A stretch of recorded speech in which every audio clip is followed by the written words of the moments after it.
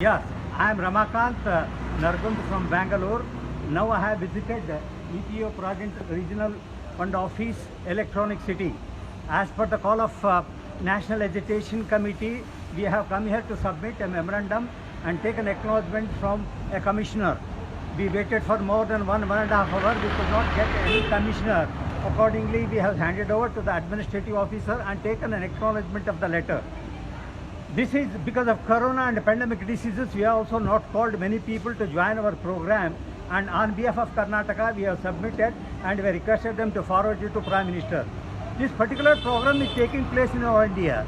Lakhs and lakhs of pensioners are not getting a pension. Hardly 1,000 pension is not at all sufficient. Nothing can be taken care of. The people those that work for different industries like health and ITI, HAL, NAL, you take any other organizations, even though they have served for many industries, their meager amount of pension is 1,000 rupees. For which thing it is sufficient? Our demands are not fulfilled. Provident Fund officers are there saying that they won't have any sufficient amount.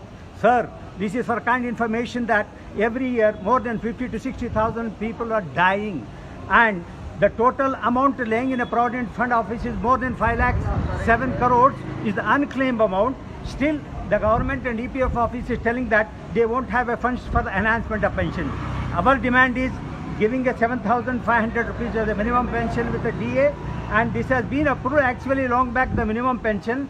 People are getting just 1,000 rupees pension. I request authority to take a serious thought about this. This activity has taken place on all India level, and we will continue our struggle. And we assure you all the members that we will fight till we get our minimum pension of 7,500 rupees. I request everyone will together fight for this cause.